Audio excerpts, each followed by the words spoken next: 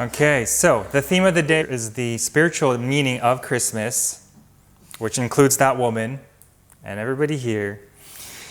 Again, humans have now exalted one person as special, as this divine being above us, as a God, separation. And again, the theme, Jesus, as he's doing here, he's leveling the field. So one of the quotes straight from the text, we got to get the foundation right. He's our brother, our elder brother. He's gone much further ahead. He's much more advanced. But he's our brother. Is it appropriate to worship your sister or your brother? Is it appropriate to worship? Well, so he says, equals should not be in awe of one another because awe implies inequality.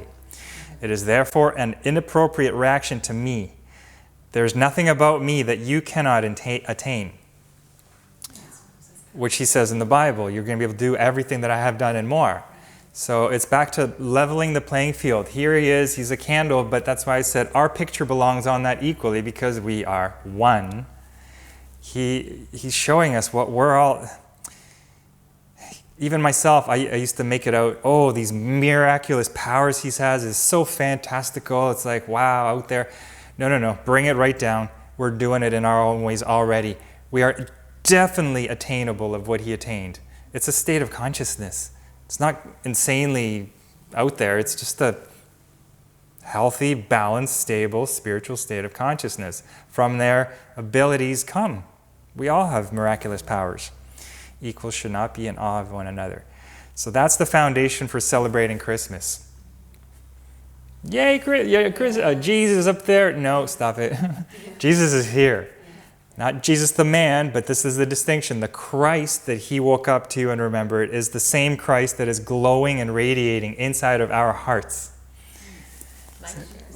Hearts. There's a reason. Do you think, if Jesus could say something, according to the Course in Miracles, would he have agreed of our kind of adoration and veneration for Christmas? Or would he have said, like you were saying, hey, you know what? We're all equal. You have to celebrate yourself and the light in you. What do you think? So that's exactly what he's explaining in the Course in Miracles. And I'm going to read through some of these passages specifically right now. One passage, it says here, is Jesus the Christ? Oh, yes, along with you. So it's always, yes, I am all that. He's not denying any of that exaltation, but he's like, but you're part of it. You're right up here with it, with me. You are the way, the truth, and the life. The one man. And he says in the Course, you. That's one of the lessons in the text, yeah. We are the way and the truth and the life. Okay, so the spirit, the actual season you're asking about Christmas. So here's a passage right from the text. Chapter 15 has it's a collection of references to Christmas. This is the season when you would celebrate my birth into the world, yet you know not how to do it. You don't even know how to celebrate it properly. Let the Holy Spirit teach you, and let me celebrate your birth through him. Yes. What a reversal. Yeah. Jesus is here wanting to celebrate our spiritual remembrance and awakening. That's what he's wanting to do on his birthday. The only gift I can accept of you is the gift I gave to you. Release me as I choose your own release. The gift he gave us is freedom. When he woke up, we were with him because we're one. He's giving us freedom and unity. And that's the only gift he wants back from us. And then releasing each other. It always comes back to, well, how do we gain to that equality again? Well, you have to release/forgive. And he's asking now, release me. This is Jesus. Radiating with the love, saying, forgive me, release me, because you're doing this inequality thing and it's not helping anybody. Right? We're one and the same. No, he's saying, take me off of the cross. Yes. Like the crucifixion with him on the cross, like in churches, We're taking all of our valuable life attention and we're focusing on the suffering, the brooding, the pain. That's the 3D world. That's the hell realm. We're trying to like not focus on that. We're waking up to reality. So if you want to use the symbol, cross is fine. But take the suffering, bloody Jesus off of it. I mean, if I leave one day, I don't want anybody... No. Reliving my death. It's not appropriate. It's just like... Like celebrate, Celebrate. I mean, if your parents, you have people that have passed already, they're on the other side right now, do you feel it's appropriate to be like on your knees and worshiping them? And it's like, no, they're your loved relative. It's an equality, not an inequality again. Another passage. So we have the nativity scene. It seems that's what Christmas is traditionally.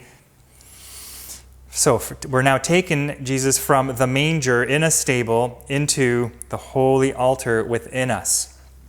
We can use that picture here, the heart. That's like a altar, we'll say. And you can visualize the altar however you want. There's a lot of references in the course about it. And it's a theme we'll keep coming back to in the future. This altar is like a portal to the infinite realm. So here's the passage. It says, "My birth in you is your awakening to grandeur. Welcome me not into a manger, but into the altar to holiness, where holiness abides in perfect peace. My kingdom is not of this world, because it is in you, and you are of your Father. Let us join in honoring you, who must remain forever beyond littleness." What a turnaround. My kingdom is not of this world because it is in you. Like Jesus and his kingdom is inside of us. Like think of individually, like apply it to yourself as we read through this. Here we are, Christmas, Jesus, Jesus. And he's like, I'm in you. That is where my kingdom lies. Oh. And you are of your Father. So let us join in honoring you, who must remain forever beyond littleness. Littleness. Littleness. We've already shared in the past about we all have all our own little versions of playing little. Who, me? That's the ego. Compared to our true nature is the grandeur or the magnitude, the infiniteness that we actually are. And we're like, are we big? And Jesus is like, my kingdom is in you. That's how grand you are. Okay, next one. So from the newborn Jesus in Bethlehem to now the newborn Christ in our holy relationships. Okay, this is where the course just is so apart from anything I've come across. It so brilliantly puts God and our awakening not just in even a God or a deity or like Zen Buddhism. It's all just neutral, just the pure consciousness. Now, Jesus is living in the relationship between two or more of us. When two join, that's where we have our spiritual awakening. That's where the Christ actually lives, within the connection, where we realize the oneness. Again, the equality, which involves total forgiveness, releasing each other to recognize the living light within our holy relationships. This is such a Course in Miracles thing. So this says here, "Behold this infant, to whom you give a resting place by your forgiveness of your brother, and see in it the will of God. Here is the babe of Bethlehem reborn." So not a little infant. I'm just going to read it again. "Behold this infant, to whom you gave a resting place by your forgiveness of your brother, and see in it the will of God. Here is the babe of Bethlehem reborn." That's where the baby Jesus lies, in the love we have for each other.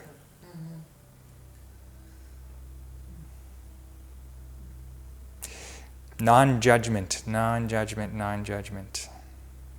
So another way that Jesus is transforming Christmas is, it's not an external occasion. It's not a Jesus thing. It's not even what would Jesus do. What would Jesus do is a pretty good slogan. I've said that before, but it's not even that. It's not about specifically what behavior or action. It's how we are seeing. So how would Jesus see through his eyes? Like, try to right now for a moment, how does he actually perceive when he looks around? Like, how is he perceiving true reality? How would Jesus perceive this person now? And the way he sees it, everybody, there's no separation. There's only oneness. I can't tell you, so I'm just going to make this up. But we could probably imagine, I mean, it's non-judgment. It's perfect peace. The ultimate example, he's crucified on the cross. He's murdered and tortured, and he still sees no separation. They're just drunk and silly. Forgive them. They don't know what they're doing. I still have nothing but unshakable peace. I am still in the light realm. Doesn't harm me. My body, I'm just going to bring it right back and rematerialize. It doesn't harm me. So how does Jesus see in this Christmas season now? That's kind of the goal. So Christmas is all year round. It's not just this little thing. Acquiring spiritual vision. And I actually covered that already. The aim of the workbook, it says at the very introduction, the purpose of the workbook training, this one-year program, is to attain true vision, spiritual vision, Jesus vision. How would Jesus actually look? Looking through his eyes is the goal of all this training. There's no triggers in Jesus, and that's our ultimate state. That we are, we're just not aware of yet, but that's still what we are. All right, a passage from the Course here. Glory to God in the highest, and to you, because he has so willed it. Ask, and it shall be given you, because it has already been given. Ask for light and learn that you are light. So back to, you go to the regular church, proclaim God, worship God in the highest. So it's always, yes, that's true. It's not taking away from that. Again, it's not that. It's yes, and also. There's an addition. Add in the rest of the sentence. It's also and to us. We are that light. We are the infinite light still too. So we're all celebrating and glorifying ourselves together. Always together, always collective, always unified. It's not a separate person. It's always united. Okay, so the next passage here. We have taken Christmas, the sign of the Star of Bethlehem. The main point, he is so right to the point. No nonsense. That star that we're talking about, and the nativity scene, all that, get it out of the sky, out of the picture, put it in here. It says, the sign of Christmas is a star, a light in darkness. How's that for a symbol? See it not outside yourself, but shining in the heaven within. And accept it as the sign the time of Christ has come. I'll just read it again. The sign of Christmas is a star, a light in darkness. See it not outside of yourself, but shining in the heaven within us. And accept it as the sign the time of Christ has come. Right now, we're sitting in the chair. So that light, that star, bring it in. It's warm, it's radiant, all is calm, all is bright. That is what he's trying to redirect our attention to over and over and over. But what about the No, the light is here. So from that light here, now it's everything's a projection. We are the universe projecting itself. So let's use the positive version of it instead of the negative projection. I'll do one more here, and then we're going to close our eyes. And this is so beautiful. This is such a topper. So we're taking now the angels in that scene, right? There's the manger, there's the wise men, and the angels in that whole story. Watch with me, angels. Watch with me today.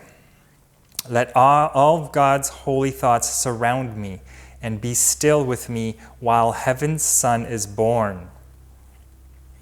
Let earthly sounds be quiet and the sights to which I am accustomed disappear.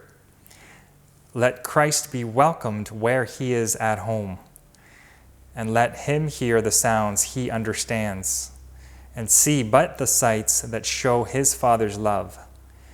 Let him no longer be a stranger here, for he is born again in me today. There's a lot of capitalizations in here, so all of these hymns are pointing to divinity. The very opening, this is Jesus talking, and he's saying, watch with me, angels. Is Jesus and the angels right now. Watch with me, angels. Watch with me today as we now gather around and watch heaven's Son being born. They're watching us.